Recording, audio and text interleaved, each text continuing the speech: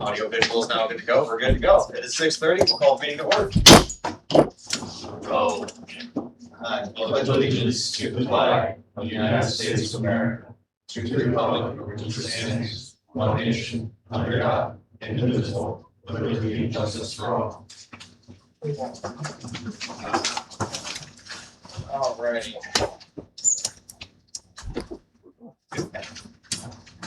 Call off the roll. Nichols. Present. Warnke. Present.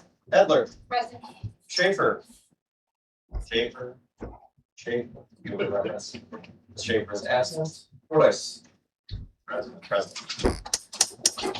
On to number 4, approval of the agenda. Motion to approve the agenda. Second, Warnke. Nichols. Yes. Warnke. Aye. Edler. Aye. Royce. Number 5, citizen hearing and other communications. We'll start with Polk County Sheriff. Good evening. Sheriff's office does that. Well, thanks for being here. I mean, I know we usually get reports from the office and everything like that, so council, any questions that you might have by chance? Not to put you on the spot or anything, but okay. Thank you. Letter B, Fire Chief Scott Drey sent Katie and I a text about an hour or so ago. He got held up at his, I say 9 to 5, but it's not 9 to 5. But so he will not be here this evening. He will get us a detailed report and send that along probably later this evening, tomorrow at some point. The constable will forward that out. So, anything from you from the fire department since you're the liaison by chance? Chad was one of the guys on there. They didn't have anything more, so they'll let us know. Yeah. I know they did the football team breakfast on Saturday morning for a while. Had a bunch of hungry dudes, so thank you for that. That was great. That's just past Saturday. Yeah.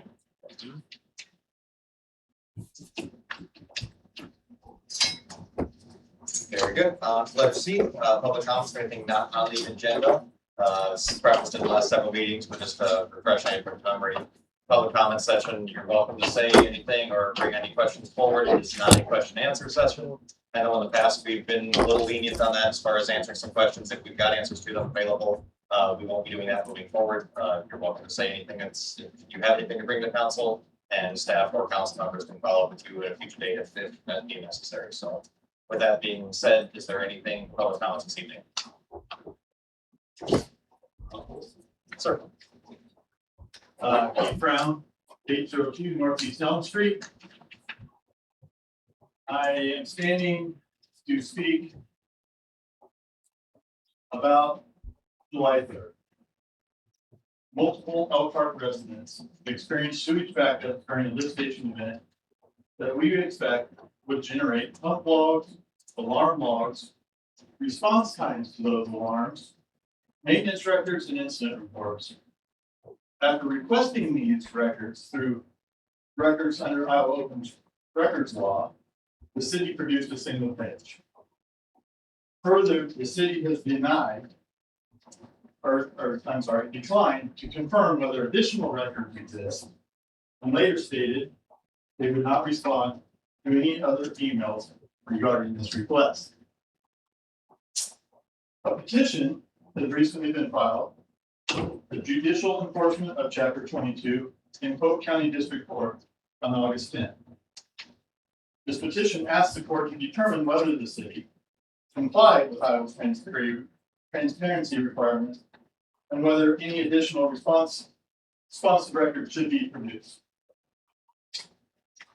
The records at issue relate directly to public infrastructure performance, emergency response, and the cause of multiple residential sewage backups. The public has a strong interest in understanding how the lift station operated during the event and whether required documentation was created, retained, or even withheld.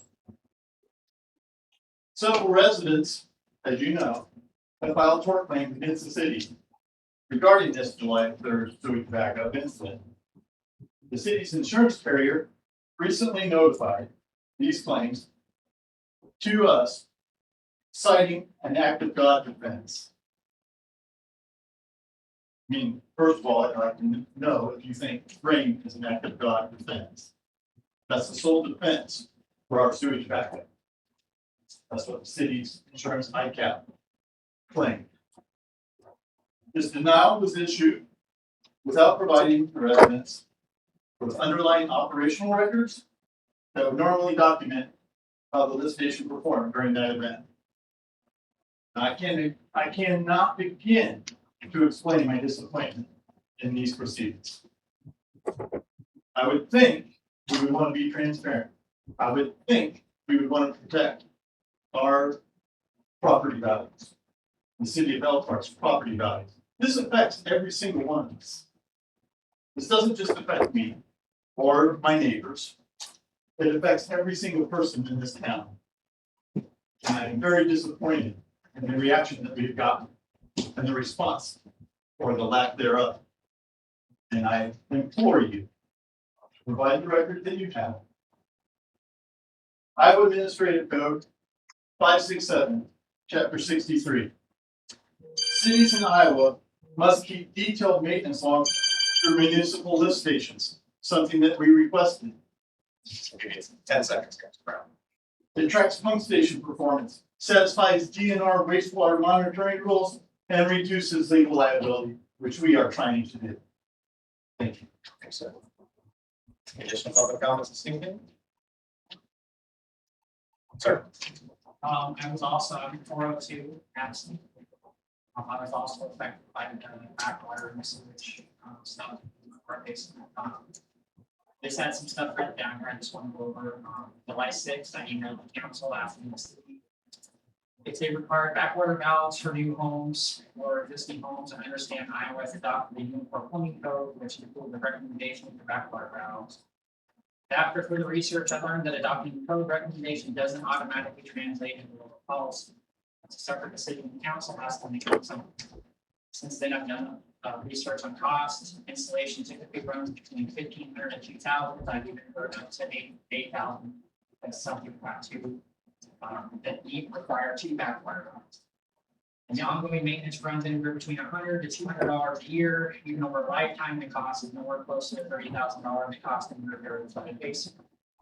I also found that other cities in our county already have programs in place, such as Des Moines offers a private property protection program that reimburses 100% of installation costs up to $1,500.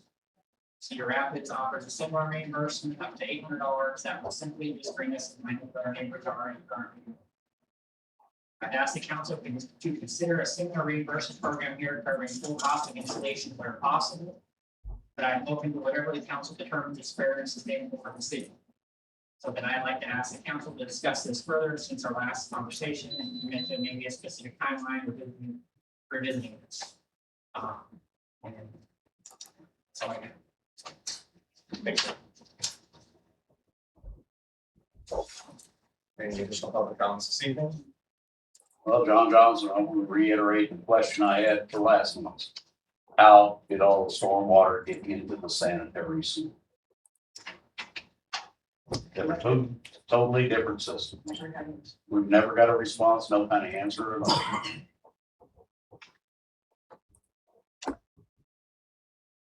Yes, sir. That's right here, also on Elm Street. I have a few things I'd like to just mention, and one of them is we were told last time that it's not a Q&A session, that you all would follow up with us. I talked to my neighbors and I don't think any of us have got to follow up. So if you're going to sit here and not answer our questions and say you'll follow up, then you need to do your part and follow up. So I find that not acceptable. And quite frankly, with us dealing with $30,000 to $60,000 of damage, it's not just unacceptable. It's rude. It's inconsiderate. And I thought we were a small community that cares about each other. It doesn't feel like that. Kind of feels like we're a small community that doesn't care about each other. And quite frankly, I wish we had lived there, because that's how that is. Thankfully, our really nice neighbors that we've been able to get through this together, but the city has done zero to help us, won't be transparent, won't respond to anything. Promises to follow up to our questions after the city meetings and never does. So Also, there's a lot of being said of, we ask for simple things that's required by Iowa acts, required by Freedom of Information Act, any responses of, we have to run this through a lawyer, which I do understand. However, these are clear legal things that are required to be provided to us, so this is just me, common sense, reading through the law. It seems like your lawyer's giving you advice to violate the legal things you're required to do to your citizens and provide records. And so I'm frustrated. You're not taking care of your citizens, you're not responding to your citizens. Feels like a lot of delay tactics, and I guess I'm here to say, we're not going away. So if you're hoping that delay tactics are gonna make us give up, we're not giving up. We just want information. I believe the city should reimburse us if there was a known issue. We can't determine if there's a known issue because you all won't respond to us. And if there wasn't a known issue, at the very least, I'd like the problem to get fixed so we can have some peace of mind that this isn't gonna happen again. And someday, if we do decide to sell the property, we can actually have buyers that are willing to buy our property and aren't scared because there's unknown sewage problems in the city will address. So I'm pretty frustrated. I'd like to see the city step up and give us some more transparency and follow the laws that impose it are required to provide information that's to us. So we're in a pretty tough spot. Sounds like, I don't know if it's for sure, but none of you up there have what's happening to you, but I ask you to have some sympathy, relate to what we're going through and do the right thing and provide the information that we should. Thanks, sir. Any additional public comments this evening? Yeah, I'm on Adams, 365 Northwest Washington in there. I've got my house for sale. And I do not have a basement, haven't had any problem, but I had parties look at it in the last week. And that was one of the first questions they asked. They already had heard we had a flooding issue in sewer backup. That's not good. With the words out already. Thanks, sir. Any additional comments? Tony House, I see on the consent agenda, you got a item in there about adopting the Iowa City Joint Protection Manual. Is that manual? Questions I have around the background record protection, does that manual go into what constitutes a professional record versus what's a courtesy record and what's a transactional record? What's everything have the effect date on when triggers how long the protection period ends? Is that stuff at the beginning of the record? For example, how does the bank? So for the mortgage product, for bank records, they have to be kept for 10 years after the close of the loan. So if it's a 30-year loan, the protection period didn't begin until the end of the loan. The loan paid off, or it's settled, the agreement, and that original, like 10 years from that date. And then the rewrite had a new ongoing date. And so I think it's great that you're finally now the adopting the record protection program. But I just want to talk to you. It's a lot more than just saying we have to keep this piece of paper for this number of years. And, and what constitutes an official record is we have a signed document, we have a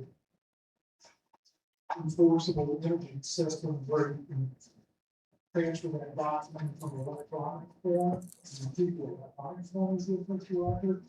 And just start with the paper document, or if work in the right signature, you can keep the paper document for the entire protection period. How you go about storing those and making sure they're maintained. So I just want to caution constantly, just adopting the manual is a long way from developing and enforcing the actual running functions process. Very good, thanks, sir. Any other public comments? For public comments, thank you all. On to number 6, West Side Inflow and Infiltration.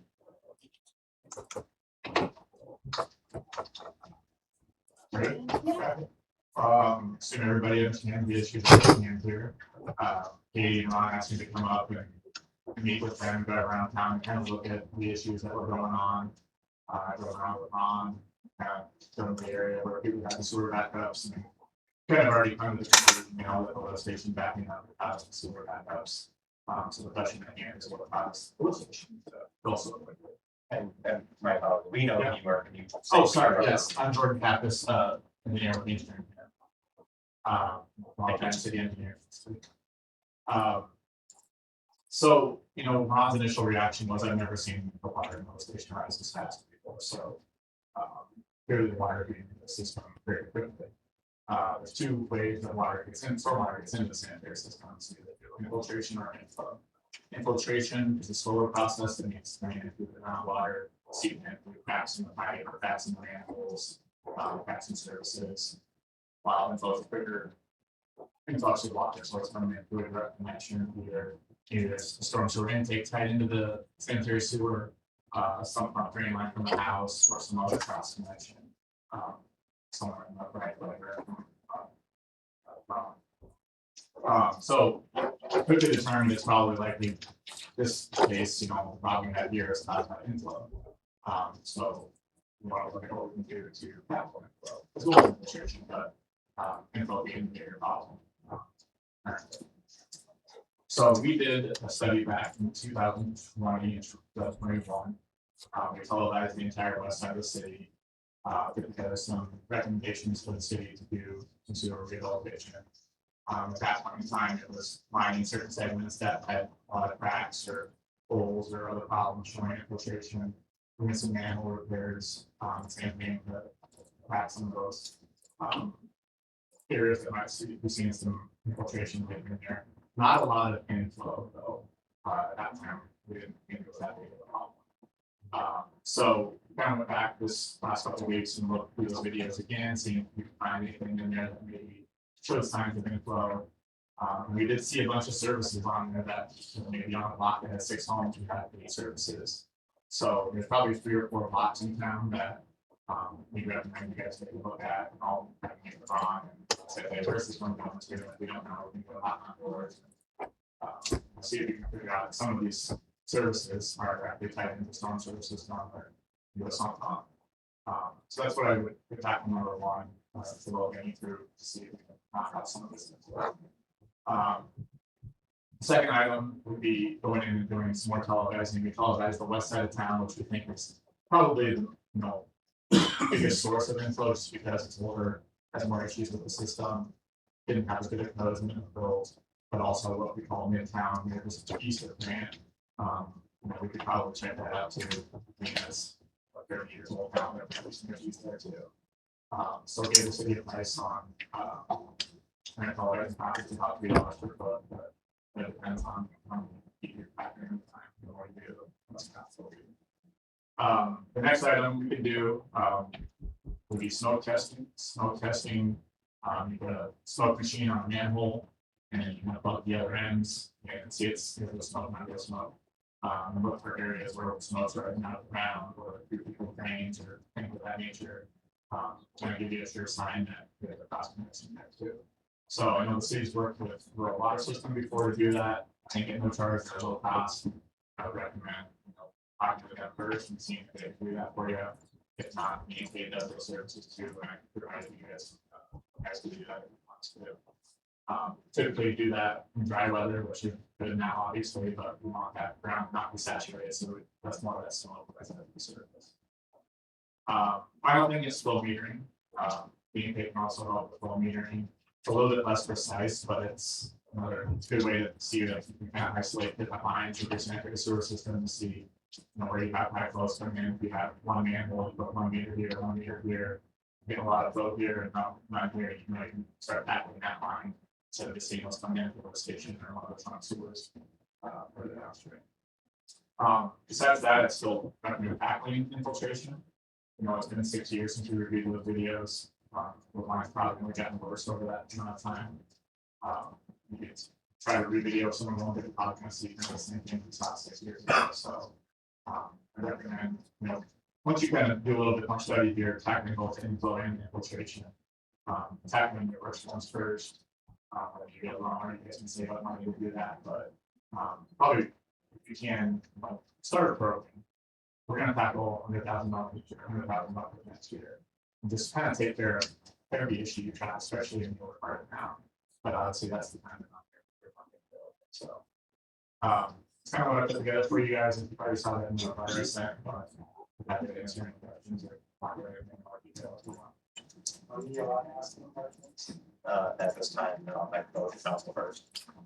Council, do you have any questions or comments for Jordan? Trying to think of the best way to phrase this, and if this, I'm still relatively new to this, and I know that there's lawyers and other things that are going. Is it possible to explain, in your professional opinion, why one certain area of town seemed to get hit worse? And from what you've described is that, which makes sense, the older area of town, we have lots of flooding along here, this whole area was flooded. It was the only area that surfacely you saw was majorly flooded. Older, it makes sense. Why is it the newer side of town in the one area, in your opinion, that it was worse there? So those homes sit lowest in town, so their sewer connections are probably the lowest in comparison to the lift station. So if you imagine your lift stations here and their basements are here, once that water got to a certain level in that lift station, it would back up into those ponds first before it got. Okay. Council, any questions? You have something, that's right. Yeah, I mean, we started back with phase one of the stormwater stuff back in 2020 and completed a multi-million-dollar project to get that. The ponds rehab and turned into water treatment or stormwater runoff, and we're working obviously with Polk and Bank on phases 2 and 3 and trying to get this all tackled. In terms of the televising and the stuff that you recommend in the memo, I think one thing we'd be really interested in is help with any funding sources. If you guys can, I know you guys have a good professional record with looking at different grants and funding opportunities. And we'd appreciate any work, with both the main on that as well as we go through their projects and kind of trying to tie these two things together to get on it as soon as possible. I've already reached out from I know Ron did some looking over here in the last week at I'm pointing at the one that flooded at the last meeting. And they found some roof walls in there. They were able to get one of those out as a business owner across the way here, set after the rain the other day. It already rained remarkably better than it did, but there's some old buried bushes or something that got down into the broke through the pipe that was replaced and all that. So we'll get to the root cause of it, but the point is, yeah, any smoke testing, infiltration, any of those things are something we wanted to do and have been doing for a while, but the financial input you can give would be more than appreciated. If anybody has any questions for Jordan, if you got any business card or anything, you can have up there on proceed on the meeting this time now. Council, do you have any other questions or anything? Staff, do you have any questions for Jordan? I guess what do you guys want to do next? I mean, you want to go back next month with a plan, or want to talk about it some more? What are your thoughts? I want to move on this. Absolutely. I don't know how the whole way of this works. Is there any chance we would be able to maybe do it quicker than next month's meeting? Because I agree, we need to get on this We can call a quicker. special meeting if you'd like. And that would be to approve the funding to do it. Is that what you're saying, or what would you want to say? Yeah, that's more of Just a, giving you some direction. Give them direction. Yeah. That's what it would be for. Is it something where you want, you have to meet with Ron and you can start looking at. That's what I was gonna Right say. away. But once we get into doing more of the testing and things like that, we could have some. If you can do, one person, but if you can do that, get with them, put together an on list and a priority list, and then if we need to call a special meeting, if you can get it done before the next one, we can do that, and I'd be in favor of that. Yeah. And then we can, we can get it started a little sooner. So, okay then. That'll work. Or anything else, staff? Well, thanks for coming to work. Thanks for making some that third meeting. Everybody appreciates you doing that. Here's like some feedback and like things happening. So, thanks, sir, appreciate it. Thank you. On to number 7, public hearing proposed adoption of a 5-year capital improvements plan for fiscal year 27 through 31. A motion second to open the public hearing at 6:55. Motion to open the public hearing. Second. Excuse me, Nichols. Aye. Markey. Aye. Edler. Aye. Price. Hearing is now open for that. Katie, I'll go to you first, I suppose, and give us some information on this. Well, Claire, was there anything written in or questions ahead of time for this or statements about it? Nope, I did not receive any input. They published in the Des Moines Register within the time frame required. We held 2 work sessions on this project this year, one in January, one in June. You guys provided some feedback between there and that time frame, and then some changes were made. So this is the final draft before you. I know you saw it last month when you were setting the public hearing, but tonight is to actually approve the plan.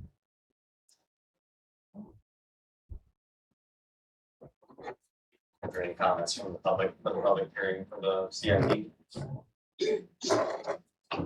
Is this thing being public?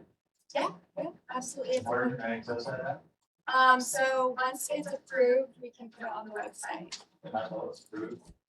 Correct, yeah. How do I access it? It's, right now, it's in the packet. It's in the council packet online, so if you go Okay. to the agenda, like the hyperlink, it's under FY 2731 capital improvements plan. And yeah, no problem. It lays everything out in phases over the course of the 5 years, and then gives the reasoning and all the voting behind why those are prioritized. I don't know if I'm gonna ask a question, I haven't seen it either, but I guess I'm just curious, we probably all are, get funding for everything that you talked about, it's kind of explained into this somewhat. That's not the question, it's something that this is a high priority. Yeah, so this was, as she mentioned, has been put together over the last year plus now. And so the line item number 1, first priority of the first priorities was stormwater phase 2. Line item number 2 is stormwater improvements phase 3, and then it lists under projected funding sources. Geo debt paid by stormwater, reserve debt levy, debt service levy, or CDBG funding. And then it gives the legal authority to do that in the types of hearings that would take place. And so that's part of what Bolton Maine is working on right now, is going through those funds. If you guys saw the online survey where you could mark things, that's part of that. So the more need they can establish, the more funding we will qualify for, I'll say in theory, but that's the plan. And if we can tie multiple projects together, like stormwater, wastewater, and maybe some rehabbing of lines, or, re-sleeve the lines, Travis taught me that one once. If we can tie all that together, curbing and gutting, curb and guttering, things like that, that's the point. And the more of that we can get funding for, the quicker it can get done. But we know it's a priority, that's why it's number 1 of number 1. And regardless of how much of it is granted or we get through, I want to say for free, right, or some type of it's going to happen. We're just trying to ease the financial burden on the city as much as possible to keep our debt load proper, so that we don't have to raise property taxes anymore. We already have to. We're making the water rates any higher than we already have to. So previous projects have already set the course for raises into action. There's a phrase that's being used a lot, phase 1, phase 2, phase 3, and a little clarification. I can do that. You had shared the post as far as to share the feedback and the trouble spots, if you will, and locate things on the map, et cetera. We, as council and staff and prior council staff, have called phase 1 the project that took place over at, helping with the street, over by Prairie Point Park. Northeast Elm Megan, exactly, over through there. That's what we consider, if we call it phase 1, that was that project, was phase 1. It was turning the old lagoons into stormwater retention. Correct. And adding proper size. project. Within what we call phase 2, phase 3, now what we have been referring to it as the Bolton Inc. survey, they on their map have it labeled as their phase 1, phase 2, phase 3. So we're not intentionally trying to confuse anybody, but that's just how it came out. We're like, oh, we should revise, you revise titles, share that post and everything. So it's not intentional we're trying to mess with anybody, it's just coincidental, that's how it came out, so. And then this was originally phased out, and you can go on the city's Facebook page and then search just the city's Facebook page, and if you search for phase one. You'll see the posts from 21 and 22 that summarize those phases, and there are maps showing what improvements were made and how that was paid for. But it says in there that this is part of a 5 to 6 year plan of getting these things implemented, and that was in 2022, and that's how long we've been planning for these from a budgetary standpoint with staff turnover and things like that. So it's been a priority for me. And my like concern or like this has been a process for a while, right? This has been taking a while. Our funding just happened and a lot of stuff is looking at the west side and all the east side now. And then you said there's gonna be a chance it's gonna come to the west side issue that flowing downstream of people. So I just want to make sure that like if we have a bigger issue there, that can like roll into these financial bases or And that would be, financially, this is gonna, oh, we have to sign 6 years, so that's gonna be 7 to 8 years. Yeah. Or something. I mean, we've talked about that at length, and the west side of town feeds because of gravity that direction, right? So if we can correct or at least improve the inflow and infiltration on this side of town, it will less burden, you know, which divert more stormwater out of the sewer sanitary system. And ease the burden on those pumps and do what they need to do. So yeah, that's 100% part of it. Thank you for working towards that. I appreciate that. Okay, thank you for those comments, and this is not quite on task, but I just want to thank you for those comments. Yeah, I got one other question, just pertaining to me so much, as one of my neighbors, and I just wonder if you guys are aware of this, that there is at least one house, or maybe more, I'm not sure, on Northeast Madison, who is experiencing still seepage coming up through the foundation. And I wonder if, I don't know how much of that you would deal with actually, but if that could be a possible concern from those ponds. Look, oh, shoot, I'll never see it. You can Jeff's address, 408 Northeast Madison, somewhere. if you want to confirm it in email and let us know, and we can get it to Jordan, and he can look at the top. You have your seepage coming through your. We can look on the county assessor Just Jeff, centers. okay. So what's his name? Sorry. Burr. Amy Bronkhouse still getting water seeping up through her basement also. So the only reason Jeff was the only one I had heard about, I knew his house, backyard was up against the pond, so just a little concerned, maybe there was still some, maybe an issue that we might need to look at. Amy's a ways. She was the last house on Elm. Very good. Neighbor on the other side, didn't get a drop. No, very good. Back on, sorry for the CIP here. So the second part, the second phase of those projects for this fiscal year would be the sanitary sewer under the railroad crossing. Travis, I know you've been talking on about that. Yeah. That still remains a pretty high priority as well, correct? Yeah, absolutely. And then west side water main improvements is still on there. So yeah, we've vetted this plan. I'm comfortable moving forward, approving it tonight if you guys are.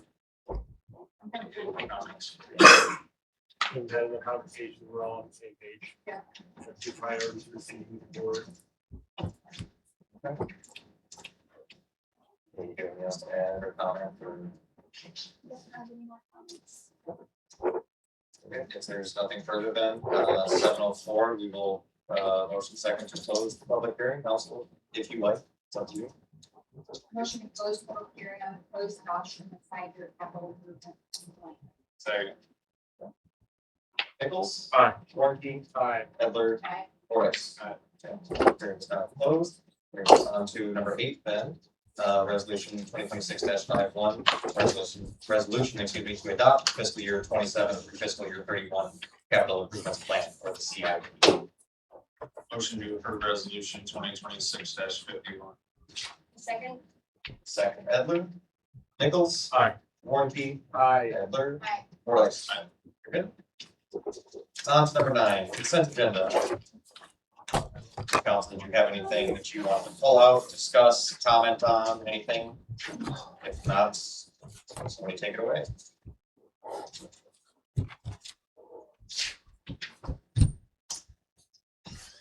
I'll make a motion to approve the consent agenda as written. Second. Nichols? Aye. Warnke? Aye. Edler? Aye. Fordice? Number 10, business items. Letter A, discussion of possible action regarding fence permit application for 831 East Walnut Street. So I included a memo that provided an overview of this situation. We have a resident within city limits that is requesting city council approve their ability to install an electric fence. This is an agricultural property. Several years ago, they were approved to keep horses on this property, and that is what the fence is intended for, to improve that horses grazing. I also included the permit application that shows their plan. I don't know if you guys had any more questions. I did inform him that it would need city council approval because our code states that specifically. It would need written consent to allow it. This is the property directly east of the cemetery. Yep. Tree, wood area there by the. I have no problem with it. I think we can keep horses where they're supposed to be and off of 126. It makes a lot of sense. Keep horses away from people who Might not like horses. yeah, might not like horses. I do like horses. Good way of putting it. Well, I think it's a good idea. I have no problem with it. Jill?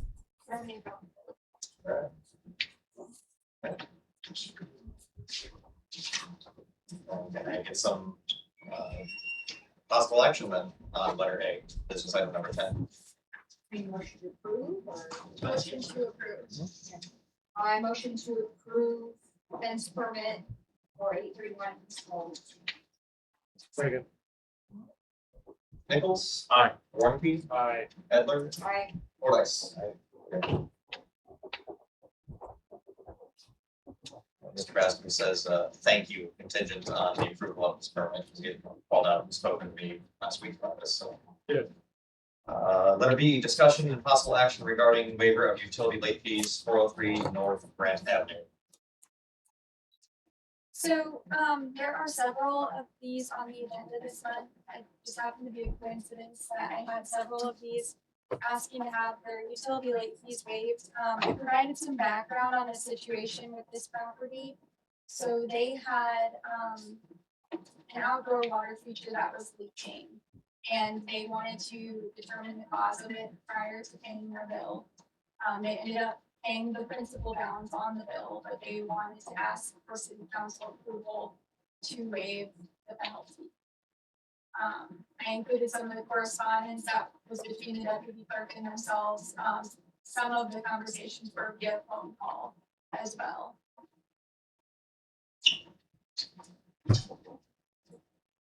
I know in the past, we decided we're not going to make it anymore. However, this is kind of a, something that's out of their hands, out of their control. So I just pay late on the water bill. I would be okay with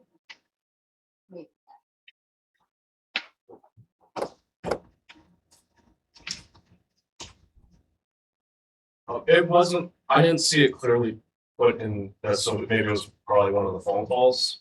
It seems like in the way it was phrased that we reached out to them to remind them that, hey, it's due like today. Did they ever reach out to us saying, hey, this was 2 months ago, we're still looking into this, can you give us more time and ask that, or did we reach out first? So our deputy clerk did reach out and give them an opportunity to pay. But that was right in the time frame where they had just received their bill. It has been about Okay. 10 or 15 days and we're still trying to determine what the leak or what the cause was. Okay. Did that answer your question? I think enough, yeah. I was just, the wording of the email, because you said there was phone calls, so we don't have all the information Yeah. in front of us since we weren't on the phone call. Yeah, I wasn't on the Yeah. phone call. I was actually out that day it was Yeah. happening. But a lot of the conversation that happened between the deputy clerk and the owner. Right. And again, this is just a personal thing. If I see a bill that's insanely high, I'm reaching out as soon as I get it. I'm not waiting. It says the June bill. I'm not waiting until August when my late bill's now a month and a half past. So then have the city call me and say, hey, it's late. Yeah, I would be, I guess the time is I'm a little questioning a couple things on that, I guess. I didn't know, since you weren't here, I didn't know if we had any answers on that. So oh, it was the June water bill and they had, this was due on July 19th. So I believe the conversation was, it happened about a couple days. They contacted the city a couple days before the bill was due and they said, hey, we're still, why is the water bill so high? Okay. But they did have some of the city guys and another individual out at the property checking it to see, I think that was about a week before Okay, the bill was due. okay. Thank you. And for date context, the July council meeting was on July 20th, so it was like right in line with that.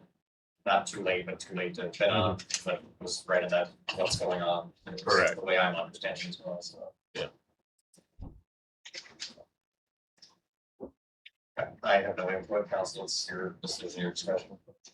Like I said, they paid their principal and, kind of sometimes out of their control, I would be okay with, as long as you're paid up to date, maybe wait on that, because they were still in contact with you guys, and still searching for more cause, right? So I'd be okay with it. I'm good with it. Take a motion in a second then. Motion to approve the waiver of utility late fees for 403 North Ave. Second.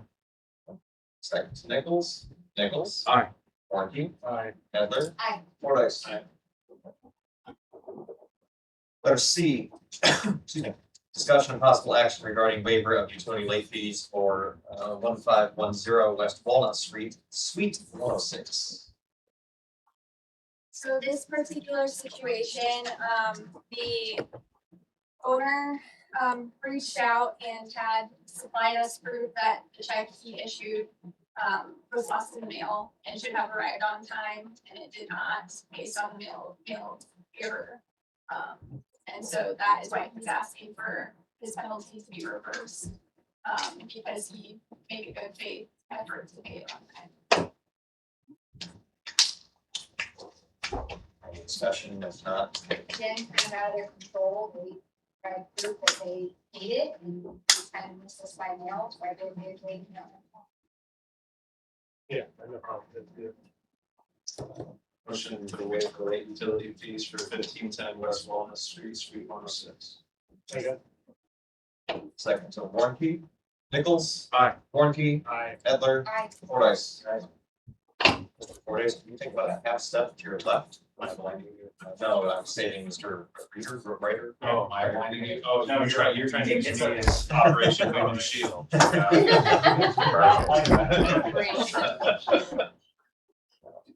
mean, it's a little warmer, but.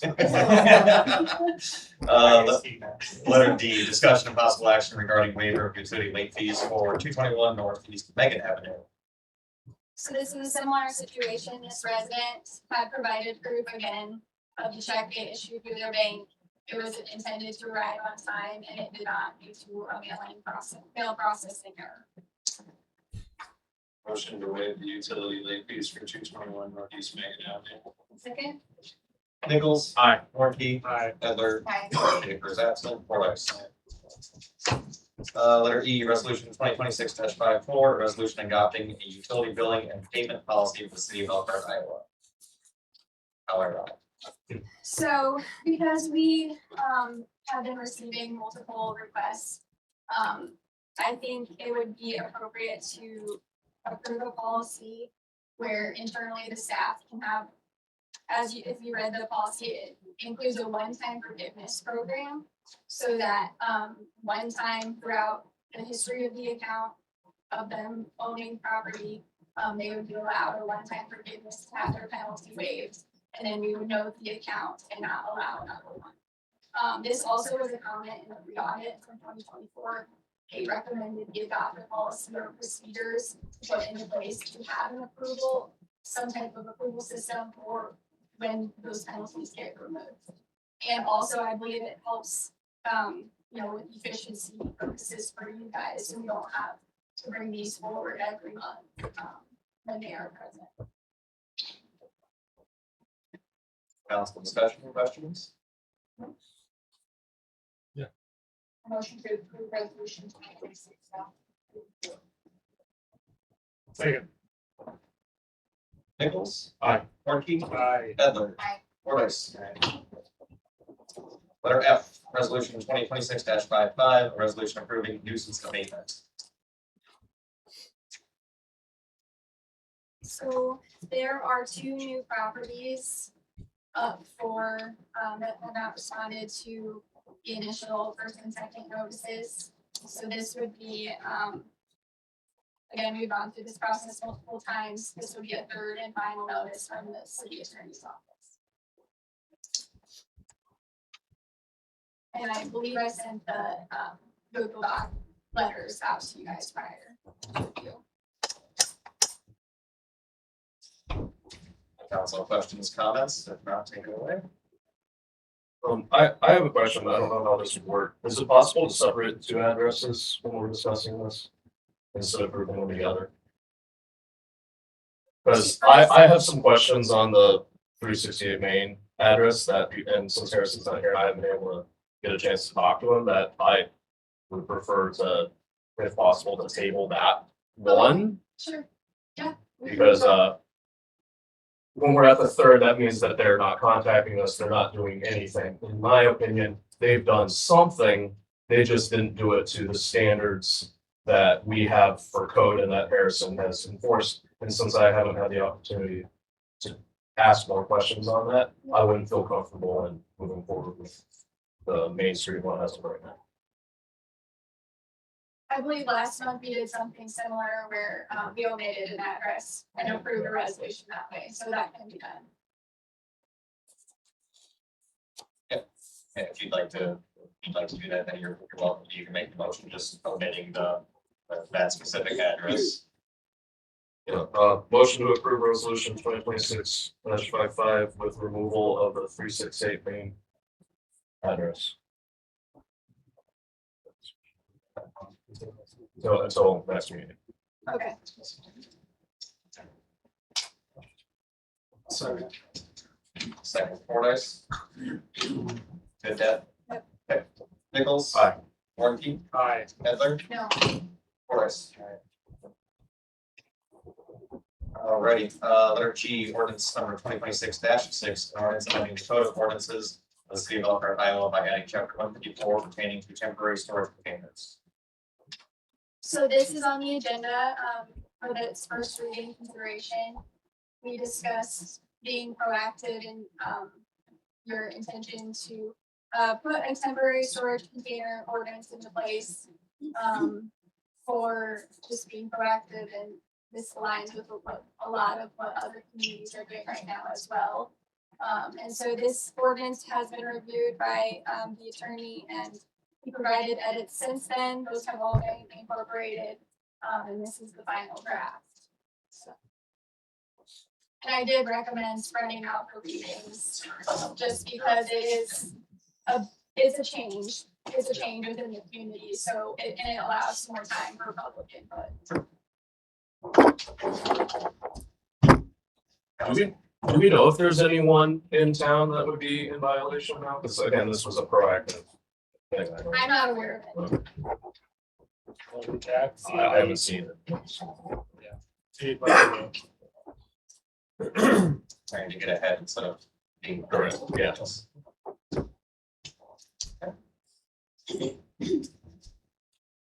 Council, with no further questions, take it away.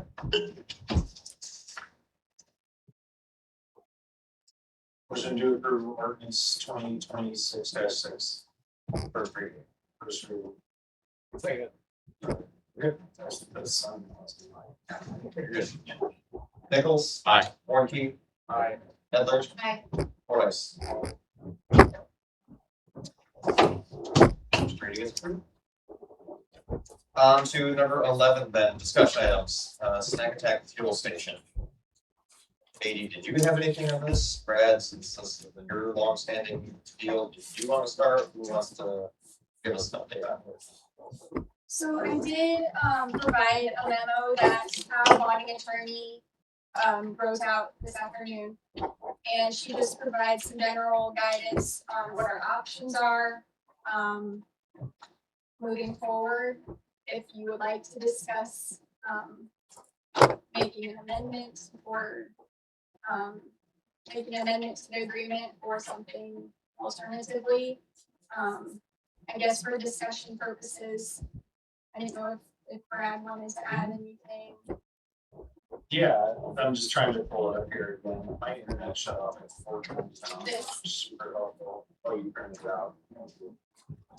So obviously the project isn't done because it hasn't started. Outside of the fact that we're Excellent observations. Yeah, starting ground level. It is. So part of that was the development agreement, which specified building dates, expectations around that, TIF agreements, TIF payments, things like that, and the other sub-part of that included the minimum assessed agreement that the property had to be worth so much in order for us to recoup the investment that the city made into legally transferring the land over through that minimum assessed agreement. Obviously, again, with the delays, for whatever reason, it doesn't really matter what they are at this point, it hasn't been done. So was it last October?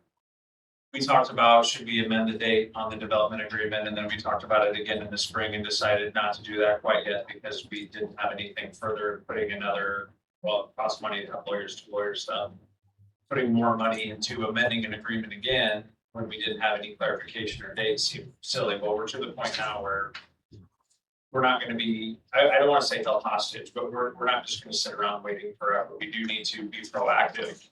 So we reached out to Amy and then said, hey, what do you think? What's your best advice? Do we go back to them and just push the dates out again? What do you think? So she put together, if you guys saw this email this afternoon, there's 8 different steps essentially. Number 1 was what we're doing tonight, is the informal discussion in the status meeting. And that would be for us to get direct contact from him as it pertains to what has happened so far, what has been created or completed, i.e. site plans, financing, things of that nature, what the status is, and then get an update on it, a proposed completion date. Because there's nothing in the agreement, as she said, that requires the city to declare a default merely because the deadline is passed. And the second part was request a written completion plan. So before invoking the formal default machinery, the city would ask the developer to provide a written construction schedule, evidence of financing, contractor commitments, et cetera, et cetera. You guys have seen the email. So I think the main question that we have to answer is, there's 2 parts to this. Number 1 is, what is the immediate, or is there an immediate harm being done to the city by having nothing being built on there? Obviously, we're not collecting the property taxes of a $4.5 million building when there isn't a $4.5 million building. But we're also not, I haven't had any formal requests. I asked you, you hadn't had any formal requests for anybody else to do anything with that land that would generate that type of tax revenue in the short term. But at the same time, I've been getting updates from Mo. I literally talked to him this afternoon, and I talked to him a week and a half ago, and he told me, you've heard it before. I've got more information. So essentially, the USDA requires month-end numbers to be submitted by certain periods of time. He was in his home country for a couple months, so he missed the window to get it in. So now they're looking for July's information. He has to have it to him by a certain date. So that's the current, that's what has been like this cascading effect of these numbers being behind it. And I told him today that we were going to have this conversation tonight, and I think the outcome is going to be, we're going to need to set a date at some point in the very near future where we say, we need these things by this date, or we'll have to go through the process, which Amy outlines in here. I'm trying to find the exact phrase, but you guys have the email. So pursue any action available to it at law or in equity to enforce the agreement, which is that broad breach of contract enforcement remedy, i.e. getting the land back and recouping it and then going out and looking proactively for more people to build something there if we choose to. So we don't have to set a date for that tonight, but this was supposed to be a broad discussion around what it is, what the status of it is. And as of right now, the expectation is that he's waiting for information from a fuel company now. The fuel company has committed to him that he would have the data by Friday. And he promised a proactive reach out no later than Tuesday afternoon next week with a baseline of information, including a start date and an expected completion date. I'll leave it at that. I don't have any expectations at this point, positively or negatively, that we will get those. I'm just gonna leave it to him. So that's the information that you guys, I mean, if you got questions or whatever, if you guys want to take it for direction. Knowing what I know, talking with him, understanding what Seneca's plans are, how subcontracting works, what the market looks like. I wouldn't want to tell him we have to have this information by Tuesday, or we're never going to talk to him again, or we're going to break the deal, or we're not going to do an amended agreement. But I would say by the end of October, if we don't have of this year, if we don't have something very firm in writing that's up to agreement with what our bonding attorney is suggesting, then I believe we should start the default mechanics of whatever legal remedy we can pursue to get that land brought back over. We can confirm it's not a Bucky's like was sarcastically floated on social media. Or whatever the other, I don't remember what the other one was floated, but no, it is a snap attack, so. I'm kind of neutral on it. I'm not against gas station. I think it'd be great for town. I'm pushing this project a lot just for the fact that, we just don't have any proof of anything. That's all I've been asking for is like proof or something from the bank that's saying they are moving forward. They just need this. Yeah. We're getting back and forth from Mo saying that they're gonna do that, but we're not getting proof that that's happening. So that's just my concern. I think it'd be great if they come in. I just want to know if they're coming in or this is gonna fall through and we're gonna be back to square one. I do find it a little concerning that if he's for this project, if this is important to him, if he wants to get this in, that missing his own deadlines is a concern. That's very concerning. Yeah, and that's with number 2, request a written completion plan. It includes an evidence of financing, That's which why would be provided from the bank, and that's why it was written in there for that exact reason. I don't think we should be doing what we've been doing for the last year. So I'm at number 2, that's where I was. What do you mean by doing what we've been doing? Just getting updates from Mo and just kind of not going anywhere. We're not getting any proof, we're not going any further. It's just kind of stagnant. I just don't want to be stagnant anymore. I would like to get to where I'd like to get. Fair enough. Yeah, I think I kind of share the same concern that Bill mentioned, but hey, with your conversation you had with him today, Brad. I mean, I think I feel comfortable pushing this conversation to the next meeting as well, just to see what happens on Tuesday. When we go back to the fact that engineering is not cheap, he's probably invested $500,000 in engineering on that site. And for any developer, they're out to make money. They're not out to just make gas station for the heck of it, right? So to walk away from more than $500,000 investment is hard for any developer. So I think if someone's willing to invest that type of money, I'm optimistic that they're willing to see it through the end. Yeah. So I'd like to push this to the next meeting just to see what happens on Tuesday and then have that conversation with our next evidence. Or, if it's not the next meeting, maybe it's like you said, in October. Well, I would add to that if we take it into September, I would request that in September, we formalize the date that we're gonna request those things, and then we can vote on that in September. That way it gives him the rest of September until the hypothetical end of October, if we wanna make it that long. Yeah, that would be, according to what we learned today, that would be, more than 30 days, which the developer can generally ask for more than 30 days to cure, commence, or there's a bunch of legal words about getting that to us. So I think that would give him 40-ish days. I'm looking at the calendar right now, but I think that would be more than fair for him to come up with the time frame to say. Yeah, to be clear, I'm not asking for him to provide proof by next Tuesday. I just want to use words. Yeah, That's in fine. good faith, if he wants to develop an agreement that has TIF incentives, I told him he's gonna have to start proving stuff. The only reason why I haven't been, I guess, more frustrated or anything by the process is that we haven't, it's not a city project and we haven't invested. It's not, there's nobody knocking on our door to build a building there right now. If there was competitive pressure or somebody else was saying, hey, we want to bring this into your town, but we can't. This process would have looked a lot different, but in the absence of any competitive business or anything else that could fill that property, there hasn't been a big push, but we're at the point now where, yeah, we got to do something with it. And thank you for saying that, because I think that's a piece of information a lot of folks are missing, where it just sounds like we're up here just throwing smoke and mirrors and everything, and, you know, we don't have any info, we don't have any info, we don't have any info, we don't, this is the problem, it's part of the problem. But the other end of it, as you said earlier, that there's, you know, if anybody knows anybody who's wanting to come in, shout out to let us know, so maybe then that changes. Competitive pressure always changes equations, so, Right, and there isn't any right now, so, yeah. I mean, you talked to Mo quite a bit over the last couple of years in this project. He seemed pretty optimistic on both things, out of curiosity. Again, he's told me that he remains committed to it. He has invested over $500,000. He's going to make it happen. It's just when he decided to go down the USDA road, which is very similar to the SBA process, it changed the terms a little bit on what's required and when. The bank has approved it. It has been fully vetted and approved by the bank that he's going to be financing it through. That's been done for over 6 months now, to the point where they're gonna have to go back and redo their approvals. It's been over 6 months as well, so they're also frustrated from what he told me. But yeah, he remains committed to it, but he can say that, he's gotta show it. And I'm willing to give him till the end of October to show it, and then we'll have to push back a little bit. And the hope would be that we go back to him in October, in my opinion, and say, here's the date, or in September, we say you have until the October. My hope is that he gets us those things. He gets us those days. Maybe it lights a fire and it kind of closes the thing, and then we can get this thing started. That would be the hope. But secondary to that, he might tell us to, you know, forget about it, and we take the land, we use our mechanisms to bring the land back from the city, and you go from there and you start over looking for somebody else. So, which, those are all hypotheticals. I'll stop right there. So, anyways. Might I say anything?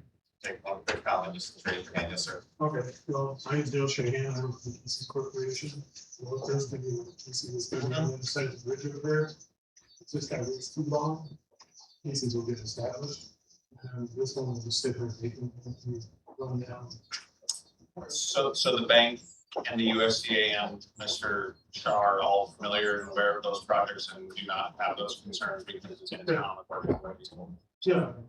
So yeah, So don't do that. I wouldn't be shy to push them on because it's too Yeah. long, it's gonna be hard on you. Yeah, the bank would fund it if they were, I would assume, I'm not a banker.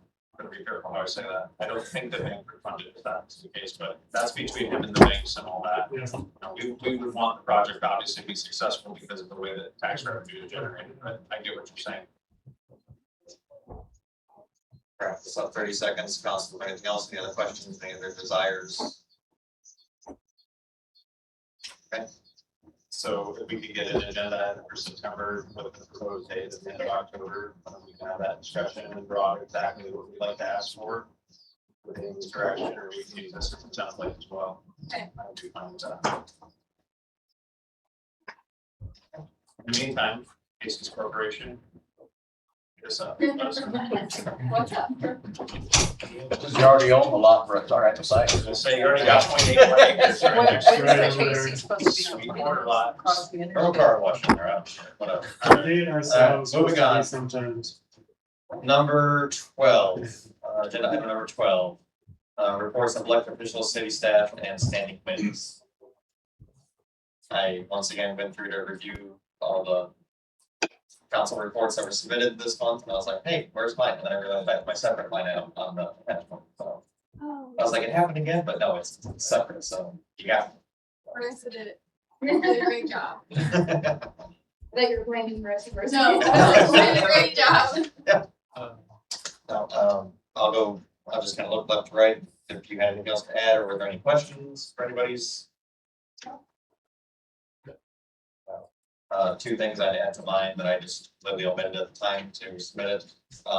It was mentioned in jest earlier, with harvest related activities upon us, and I'm kind of sort of in the agricultural industry, more or less. could Carolina be possibly not being here the next 2 meetings, but I will do my absolute best to be here as I am driving truck and all that stuff again for harvest related activities. And she's gonna hate me that I'm gonna say it, but I'm gonna publicly say it. Happy birthday to my wife back there in the corner. That look tells us all we need to know, folks. She is not like you. That's okay. It's named after me. Katie, Dad, did you have anything you wanted to add to yours, or Mike? You didn't submit one, but did you have? We had no meeting this month, so. Very good. Alrighty then, on to number 13, consider motion to enter a closed session pursuant to Iowa Code Chapter 21.5, subsection C, to discuss strategy with legal counsel in matters that are presently in litigation or where litigation is imminent and where its disclosure would likely to prejudice or disadvantage the government. I get a motion second at 7:35 to enter the closed session. I'm gonna make a comment. It's a little later. This is for us to finalize the statement that will be put out, that we've been waiting and working through to get put out. We need to read it as a group, come to an agreement as a group, and we'll see how that goes. That's what this session is for. So This was advised by our legal counsel to do so. that is why it's taken and may feel less sincere. You've had to go through a certain process. That's where we're at. So I acknowledge that it's probably not an answer you folks like, I acknowledge that, but unfortunately, it's what we've been advised by our legal counsel to do, so. Can I ask a question now, as far as, At this time, no, because we're about to end. I'm sorry, so you can submit it to, you can send us an email after that, so I apologize. So